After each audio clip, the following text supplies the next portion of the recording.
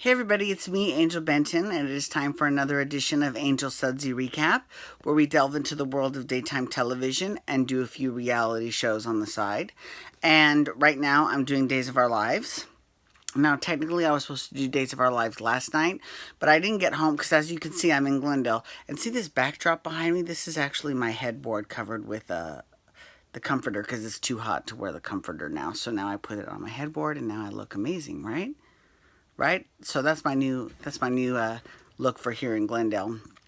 Because I got home so late. Well, I went on the NBC app to find the latest episode of Days of Our Lives, and it was not available until today. But it was online, so I started watching it on NBC.com, and I didn't even make it to the end of the episode. I fell asleep, and it had nothing to do with how boring the episode was. It all had to do with just I was so exhausted I couldn't stay awake. So I watched it this morning, and it was on the app this morning, so I watched it this morning, so I'm all caught up. So on Days of Our Lives, well, before I begin to Days of Our Lives, I have to tell you that I'm a little bit... You know how last week I was really upset about how... Ron Carlivati has got the new script and the new storyline is going to be geared towards Marlena.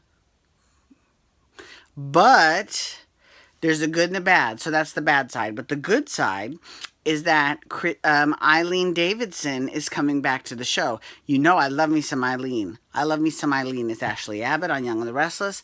I love me some Eileen as herself on The Real Housewives of Beverly Hills. And I love her as all 5 of her characters on Days of Our Lives. Now, when she came back most recently, she was Kristen DiMera, which, I guess made sense, kind of. But she was written very differently than the way they wrote Kristen before. So that kind of upset me a little bit. But Ron Carlivati would not say exactly what character she was playing when she comes back, which leads me to believe she's playing Susan Banks, which is my favorite character in the history of daytime. I fucking love me some Susan Banks because she is crazy. That Christiana just lane. Lisa Marie. And she's great. I love her. I can't wait. I hope it's her. I hope it's not someone else, some other bullshit, because that would really work my puss, but whatever. Anyways. Okay, so moving on. Let's talk about Days of Our Lives this past week. So this past week, Deimos Kiriakis was killed. I know. Let me take a moment so that you can put on your surprise faces. Who didn't see this coming months ago? Right? We all knew this was going to happen, and we all knew, guess what? It was going to be a whodunit, because he pissed off every single person in that town. Even people that weren't at this party. So here's something else.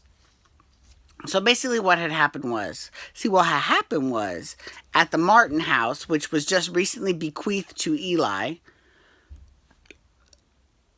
they had this, soiree or whatever, and Deimos Kiriakis, in disguise, snuck in as a waiter, and he dosed everyone's drinks with Halo 2.0, which is not lethal, I guess. I don't know. This whole thing is so ridiculous.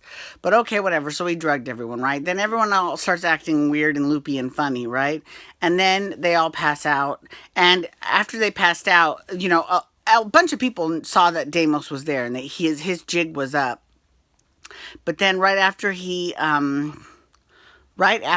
they saw that he was there, there was a on the screen it said 1 hour later, and there was Deimos dead with a knife in his heart. Now, in all of the soap opera whodunits, like pages, like on Facebook and stuff, they said, who do you think did it? And they're like, is it Brady Black? Is it John Black? Is it Victor Kiriakis? But there were 3 people that were left off of that list that I think are key suspects. The first one is Maggie Kiriakis. And you're thinking, what? Maggie, a murderess? Hear me out. This guy, Deimos, basically is the reason why she was, he's the reason why she was put in a wheelchair. She was poisoned by him, right? And if Victor hadn't come up with that antidote in time, she would have died. So, and the fact that he's got his eyes set on her little granddaughter, Holly. I would not put it past Maggie to just off and once and for all and just say the ends justify the means and then just keep it to herself. Personally, I think that would be the fiercest story of them all if Maggie ended up being the killer. But this is Days of Our Lives, and regardless of who's head writing, it's not known for being the smartest of all soaps. I'm just saying. The other one is Chloe Lane. Now, Chloe would be a good suspect too, just because she hates Deimos. She hates Deimos so much, she took the biological mother of her child, Nicole, to court because she did not want her baby anywhere near Deimos. So, even though she has had a softening of her heart around Nicole recently, because Nicole's left Deimos, I can still see her not wanting that guy anywhere near her baby and her doing whatever it takes to stop him. So would I be surprised if Deimos gets killed by Chloe? Hell no. The last one, Kate DiMera. Let's not forget that Kate was actually thrown aside when Deimos chose Nicole over Kate. She was pissed off about that. But then Deimos went and got her boyfriend, Eduardo Hernandez, thrown in prison. That's enough to make a bitch really pissed off. And, I hate to say it, but it's not like it would be the first time, right? So, I think that those three people are definitely suspects as well. As all the people that were mentioned is ridiculous, but anyways, I probably won't end up being either of them. Although I'm telling you, my smart money's on Maggie. Just saying.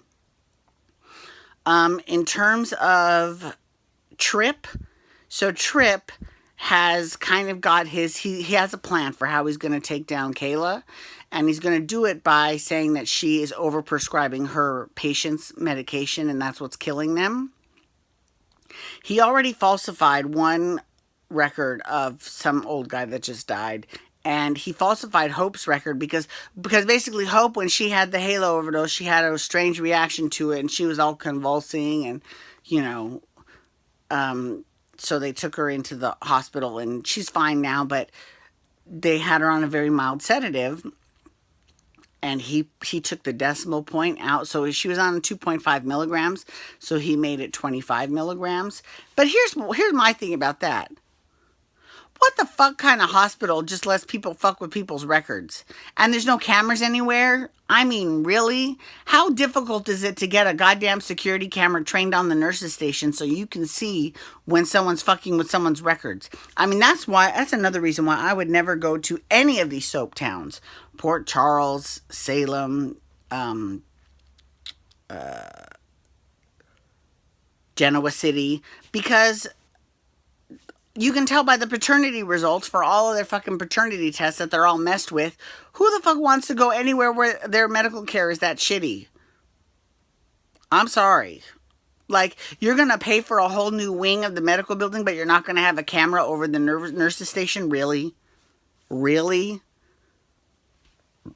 Look, I'm all for suspending disbelief. I'm all about that 100%, but that's asking a little too much of your audience. I'm just saying. We're not stupid. I mean, like, how would you like it if you were in the hospital dying of some horrible disease and someone came and altered some person who does not work at the hospital? Trick has not worked. He does not work at the hospital, and he's never gone to medical school. Like, I'm just like, what? So I think that is a little bit, that's reaching. That is reaching in a big way. Jade saw a therapist, or kind of. She saw Eric, and she was talking to Eric. Now, actually, I would rather actually see Jade fall in love with Eric and leave this whole Joey mess behind her and then focus on trying to bag Eric. I think that would actually be a better story, personally, because she's a good little actress. I wouldn't mind seeing her stick around. I just don't like the story that she's in. I think she'd be better off trying to get Eric instead, but that's just me. Anyways, let's see what else happened. So that happened. That's pretty much all that happened this week because most of the action was focused on the Martin house. So we'll see what happens next week. But anyways, I want to say thank you all for logging on today. I do appreciate it. Please feel free to follow me on Twitter and Instagram at Angel Benton. You can hashtag Days to talk Days of Our Lives, or You can hashtag YArts, Talk Young and the Restless. I'll be doing that a little bit later today. And then tomorrow I'll be doing General Hospital. And you can also hit that little subscribe button on my YouTube channel to subscribe to my YouTube, and then you'll get my videos sent into your inbox every single day, except for on days like yesterday when I was too tired. Anyways, thank you so much for logging on today. I appreciate it, everyone. Have a wonderful night. Peace out. Wubba, wubba, wubba.